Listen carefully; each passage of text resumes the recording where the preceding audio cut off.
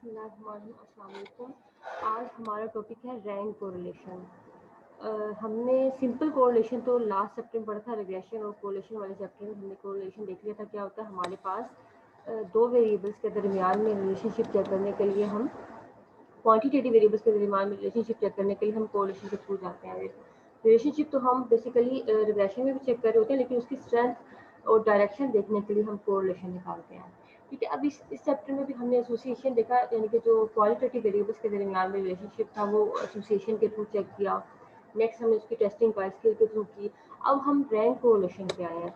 Rank correlation का मतलब है कि आपके पास कोई डाटा होगा, चाहे वो क्वालिटेटिव हो चाहे वो क्वांटिटेटिव हो, उसको हम रैंक असाइन करके न्यूमेरिकल डाटा में कन्वर्ट करते हैं। क्वांटिटेटिव डाटा में कन्वर्ट करने के बाद उसका हम जो है कोरिलेशन निकालते हैं। ठीक है, द कोरिलेशन इसमें बेसिकली हमारे पास वेरिएबल में आप देखेंगे जो क्वेश्चन हैं, वेरिएबल्स गिवन होंगे, दो वेरिएबल्स गिवन होंगे एक्स और वाई, जिसमें आपसे पहले गिवन होते थे। अब इसमें ये होगा कि आपको जो है या तो वैल्यूज रैंक की भी होंगी। रैंक का मतलब होता है कि आपने उनको असेंडिंग ऑर्डर में रैंक करना है। अभी रैंक करना मैं आपको जो आप क्वेश्चन करेंगे जब आपको ज़्यादा क्लियर होगा। जो सबसे बड़ी वैल्यू है उसको हम 1 रैंक करेंगे, उससे छोटी वैल्यू को हम 2 रैंक करेंगे, थर्ड वैल्यू को 3, सो ऑन, इस तरह चलते जाएंगे। सिमिलरली वाई में भी जो सबसे बड़ी वैल्यू होगी उसको 1 रैंक करेंगे, जो सेकंड हाईएस्ट होगी उसको 2, जो उससे छोटी होगी 3, सो ऑन, इस तरह हम चलते जाएंगे अपना रैंक, असेंडिंग ऑर्डर में रैंक करते हैं। ठीक है, rank correlation, the rank correlation between rank of individuals for the both variables X and Y is called rank correlation. ठीक है, इसकी डेफिनेशन कर लेंगे आपने। A special case of rank correlation is when both the variables x and y consist of sets of rank. Suppose, for example, that two judges have ranked the same set of n objects according to some characteristic of interest. अब किसी भी एक characteristic of interest पे आपका जो data given होगा, एक जज 1 का, एक जज 2 का, इस तरह से डाटा गिवन होंगे आपको। We are interested in determining whether the ranks assigned to the objects by one जज are related to the show any agreement with rank assigned to the same objects by another जज। ठीक है, इसमें अब आपके ये होंगे ऑब्जेक्ट सेम होंगे तो जज जो करने वाले होंगे उस चीज़ को डिफरेंट होंगे। जज 1 के ये कंक्लूजन होगा, जज 2 का ये कंक्लूजन होगा। अब आपने इनका जब रैंक कोरिलेशन निकालेंगे, देख के बताएंगे कि इनके दरमियान में रिलेशनशिप है या नहीं, जो दोनों जजेस ने कंक्लूजन किया है या नहीं। अब इसको हम बेसिकली कहते हैं स्पेयरमैन रैंक, स्पेयरमैन कोफिशिएंट भी कहते हैं, स्पेयरमैन रैंक कोरिलेशन भी कहते हैं। आपने याद रखना है, जो हमने सिंपल कोरिलेशन पढ़ा था उसको हम कहते थे पियर्सन कोरिलेशन कोफिशिएंट। आपको आ सकता है, या तो आप कहीं आपको मेंशन होगा कोरिलेशन फाइंड करें, या आपको मेंशन हो सकता है पेपर में कि वो पियर्सन कोरिलेशन निकालें, तो आपने वो वाला कोरिलेशन निकालना है। यहाँ पे जब स्पेयरमैन की बात होगी, स्पेयरमैन रैंक कोरिलेशन, तो आपने उनको रैंक असाइन करने होंगे। ठीक है, इसका फार्मूला ये होता है हमारे पास आर, इसके सब्स्टिट्यूट में आर है, आर के आर का मतलब है कोरिलेशन, और नीचे सब्स्टिट्यूट में आर है, इसका मतलब है rank correlation is equal to 1 minus 6 mission D I square over N into N square minus 1। अब यहाँ पे डी होगा, हमने जो अपना एक्स और वाई वैल्यूज का डिफरेंस लेंगे उसको हमने डी कह दिया, यानी कि दोनों रैंक्स का जो डिफरेंस लेंगे उसको हम डी कह देते हैं, तो इसका डी स्केयर का कॉलम बन जाएगा। एन हमारे नंबर ऑफ ऑब्जर्वेशन, कितनी नंबर ऑफ ऑब्जर्वेशन है। अब देखिए, ये भी सिंपल कोरिलेशन की तरह इसकी भी वैल्यू -1 से 1 के दरमियान में लाई करती है। ये भी आपको एमसीक्यूज में पूछा जा सकता है। ठीक है, और ये फार्मूला भी आपने अच्छी तरह से याद कर लेना है कि 1 minus 6 mission D I square over N into N square minus 1 is called Spearman rank coefficient correlation. This honour of Charles Edward Spearman, ये बेसिकली चार्ल्स एडवर्ड स्पेयरमैन ने इसको जो है इन्वेंट किया था। Spearman rank correlation coefficient is equivalent to the Pearson product. अब ये याद रखनी है बात आपने, ये आपको जब हम प्रैक्टिकल करेंगे वहाँ पे इसको प्रैक्टिकली देखेंगे भी। Spearman rank correlation coefficient is equivalent to the Pearson product movement correlation coefficient computed for ranks rather than the original observations. This non-parametric procedure can be useful in the correlation analysis even when the basis of data is not available in the form of numerical magnitudes, but when the ranks are assigned. अब वो कहेंगे कि आपको numerical values ना भी given हो proper तरीके से, लेकिन आप उनके rank assign करके आप value find कर सकते हैं। The rank may be assigned in order from high to low, with the one representing the highest, two represent the second highest, और इन लो टू हाई। अब आपका अपनी मर्जी का आप असेंडिंग ऑर्डर में करते हैं उसको या डिसेंडिंग ऑर्डर में करते हैं। बेहतर ये होता है कि आप असेंडिंग ऑर्डर में करें, वो ज़्यादा कन्वीनियंट होता है और सही रहता है। 15.9 एग्जाम्पल हमारे पास, using Spearman formula calculate coefficient of rank correlation for the following data given ranks. अब आपको पहले ही रैंक गिवन, आपने रैंक नहीं पहले उन्होंने कहा है giving rank, sorry giving ranks to the major quantities. आपको ए आई और बी आई डाटा गिवन है, आपने इनको लिख लिया कॉलम में, रैंक साइन किए। जो सबसे बड़ी वैल्यू थी यहाँ पे 7 बड़ी वैल्यू, इसको रैंक हमने 1 असाइन कर दिया, देखिए 1 लिखा हुआ है। नेक्स्ट 6.4 है तो ये इसको 2 रैंक असाइन कर दिया। नेक्स्ट 4.9 है तो इसको 3 रैंक असाइन कर दिया। 4.7 है तो इसको 4, 2.9 है इसको 5 और 2.5 है तो 6। ये हमारे रैंक हो गए एक्स के। इसी तरह आपने लिखना है, ये नहीं करना कि आप इसको ऑर्डर में लिख लें 1 2 3 4 5 6। आपने जो जिस वैल्यू के कोरस्पॉन्डिंग रैंक आ रहा है वो उसी तरह से आप एक एक्स्ट्रा कॉलम बना लेंगे। सिमिलरली बी के रैंक असाइन करने के लिए यहाँ पे सबसे बड़ी वैल्यू ये है 8.6, इसको रैंक आपने 1 दे दिया, इसके सामने लिख दिया। नेक्स्ट आपकी वैल्यू है 8.3, इसको 2 रैंक दे दिया। 7.2 ये 3 दे दिया। नेक्स्ट इसके बाद 6.2 4 हो गया रैंक। नेक्स्ट इसके बाद 5.4 ये 5 रैंक हो गया। नेक्स्ट लास्ट में 4.9 को 6। हमारे रैंक्स आ गए हैं, ठीक है। सबसे पहले आपको ओरिजिनल डाटा गिवन था, आपने उसको रैंक्स में कन्वर्ट कर दिया। अभी आप देखेंगे एक्सरसाइज में कुछ क्वेश्चंस में आपको रैंक गिवन होते हैं, तो जस्ट आपने कैलकुलेट करना होता है डी ओ डी आईज के लिए। आपको वैल्यूज गिवन नहीं होती है, मैग्नीट्यूड नहीं गिवन, जस्ट आपको रैंक्स गिवन होते हैं।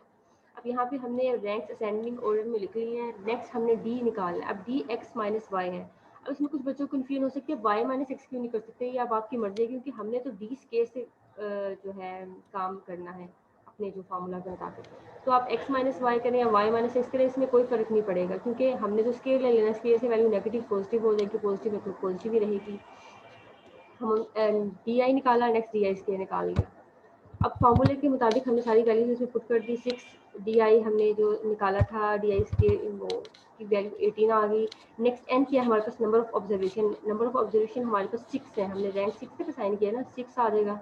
6 स्केयर माइनस 1। अब इसको सोल्व किया, 1 में से माइनस किया, हमारे पास ये रैंक कोरिलेशन की वैल्यू आ गई।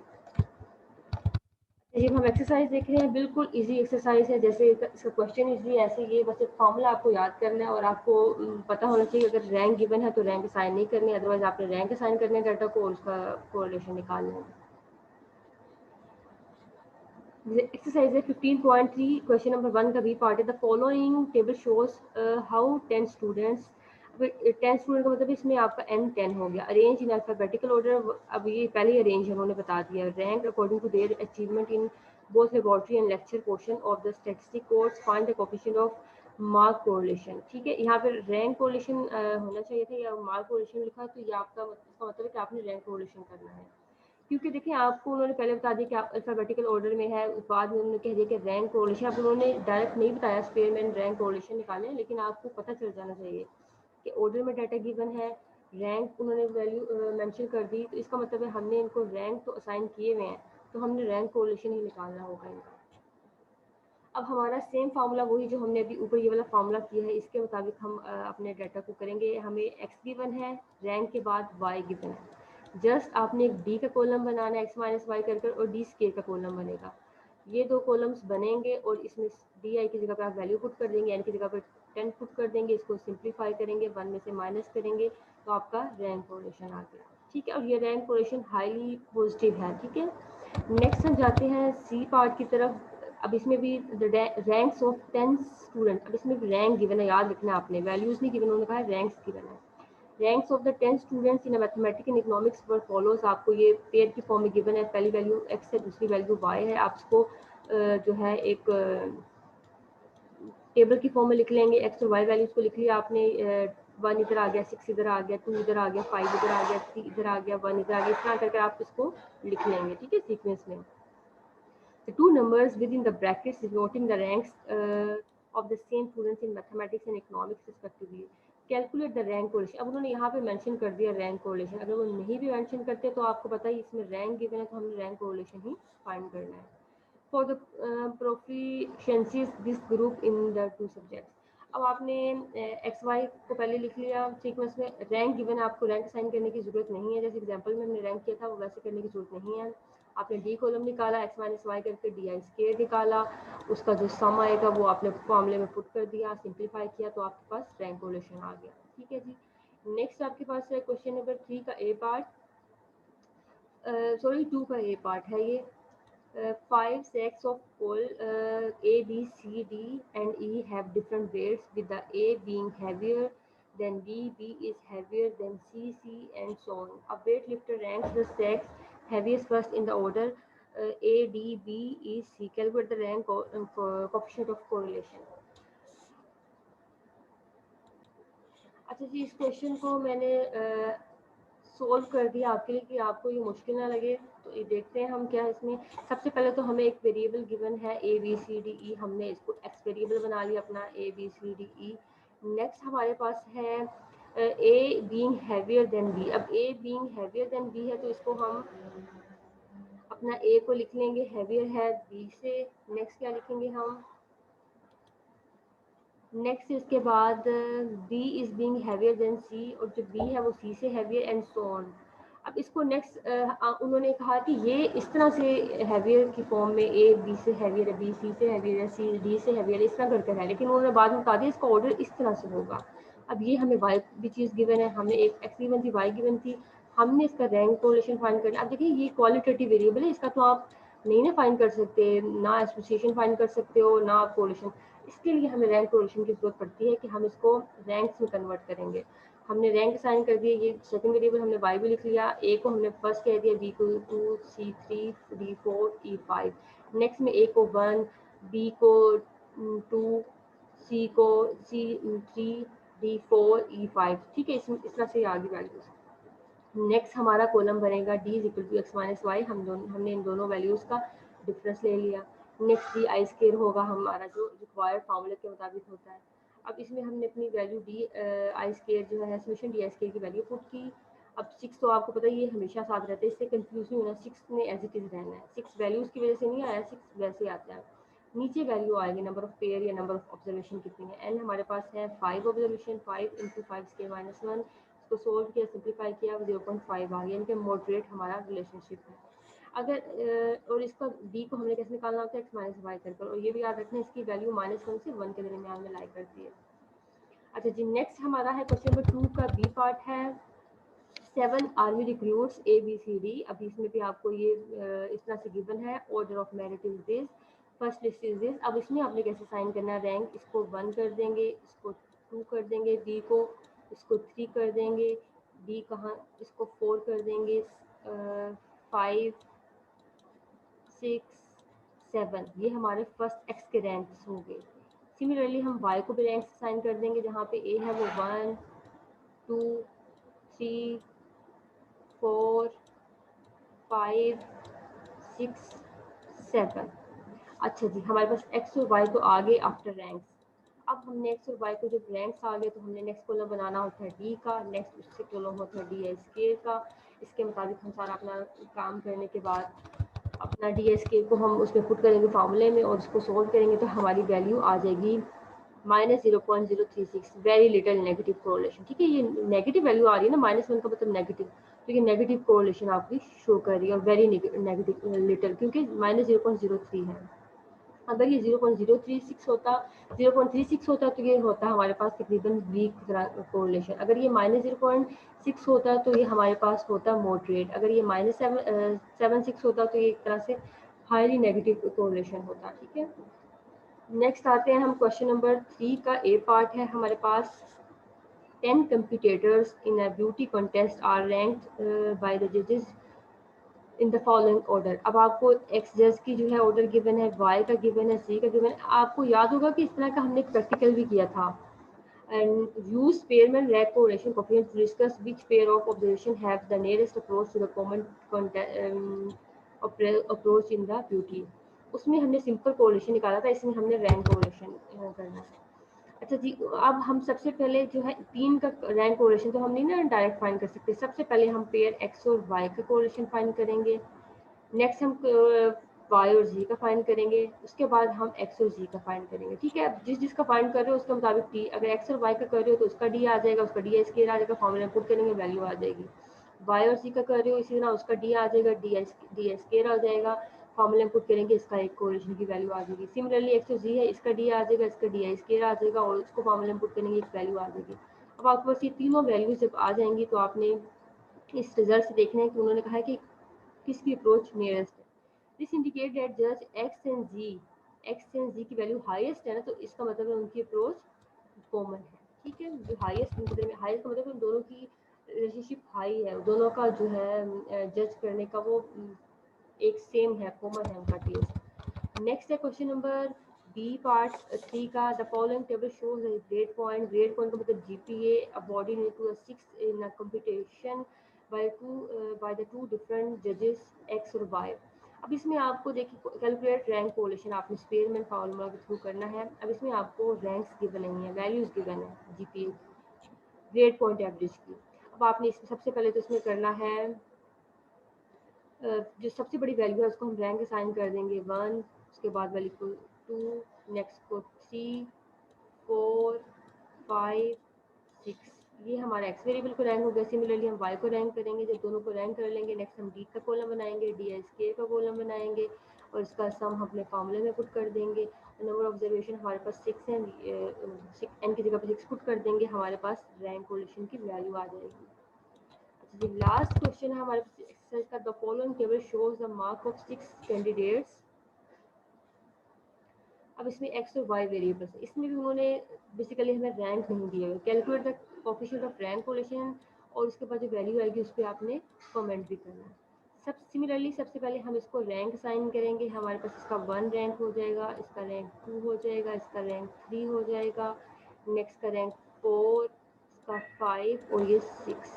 सिमिलरली हम वाई को भी रैंक कर लेंगे। हमारे पास सबसे बड़ी वैल्यू है 89, 1, 2, 3, 4, 5 and 6।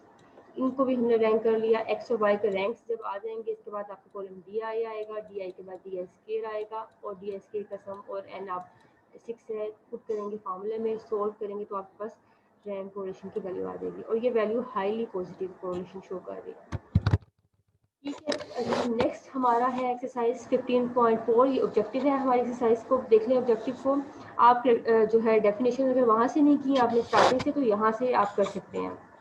A characteristic which vary in quantity from one individual to another individual is called variable। हमने फर्स्ट ईयर में भी पढ़ी हुई है। A characteristic which vary in quality is called attribute। The observation made on objects regarding an attribute are called qualitative data। जो attribute पे base करता है डाटा वो qualitative होता है। और ये डाइकोटोमस की डेफिनेशन बड़ी इंपॉर्टेंट है, आपने अगर वहाँ से नहीं की तो यहाँ से इसको ज़रूर कर लेना है। डाइकोटोमा is the process of dividing the objects into two mutually exclusive classes of an attribute। ठीक है, डाई का मतलब होता है टू, तो दो क्लासेस में जब आपको डिवाइड करते हैं डाटा को तो उसको डिकोटोमी कहते हैं। अच्छा जी, नेक्स्ट इसका degree of relationship between two variables called correlation होती है। Degree relationship between two attributes हमारे पास एसोसिएशन याद रखना है। डिफरेंस बिटवीन टू वेरिएबल्स होगा तो कोरिलेशन होगा, बिटवीन टू एट्रीब्यूट्स होगा तो एसोसिएशन होगा। ठीक है, और वेरिएबल क्वांटिटी का होगा तो वेरिएबल क्वालिटी के दरमियान में अगर डिफरेंस आप वो वेरी कर रहा है तो ये एट्रीब्यूट। ये चीज़ें बेसिक आपने याद रखनी है।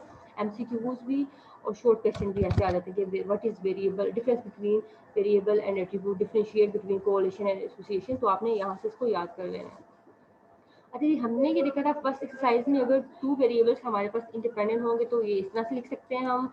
अगर वो एसोसिएटेड होंगे तो वो आपस में डिपेंडेंट इक्वल नहीं होंगे। ठीक है, एसोसिएटेड का इंडिपेंडेंट का मतलब है नॉट एसोसिएटेड, इंडिपेंडेंट का मतलब है यहाँ पे नॉट एसोसिएटेड, और एसोसिएटेड का मतलब है कि वो इंडिपेंडेंट नहीं है। ठीक है, अगर इंडिपेंडेंट होंगे तो इक्वल टू का आएगा साइन और एसोसिएटेड का होगा तो ये। अब इसका नॉट इक्वल टू का मतलब या तो ग्रेटर देन होंगे या लेस देन होंगे, पॉजिटिवली एसोसिएटेड या नेगेटिवली एसोसिएटेड। अब two attributes A and B are said to be associated. अब ये इस तरह से एग्जिस्ट करते हैं, ए बी ग्रेटर देन तो ये positively associated, A be less than होगा तो नेगेटिवली एसोसिएटेड। ठीक है, जब भी हमारे पास इक्वल टू होगा तो वो इंडिपेंडेंट, नॉट इक्वल टू होगा तो एसोसिएटेड। एसोसिएटेड की फर्दर दो टाइप्स हैं, पॉजिटिव और नेगेटिव। अच्छा जी, नेक्स्ट है हमारे पास 11 the coefficient of association denoted by Q. आपको पता है हमने जो है निकाला था क्यू कोएफिशिएंट ऑफ एसोसिएशन, और इसको क्या कहते हैं, the measure of association between the two attributes.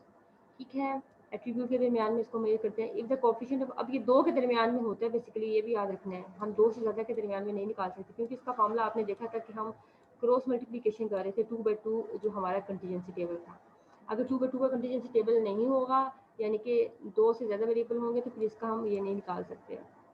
The coefficient of association equal to 0, the two attributes A और बी आर इंडिपेंडेंट। जब वो 0 हो जाता है तो इसमें वो इंडिपेंडेंट के दरमियान में कोई रिलेशनशिप नहीं है।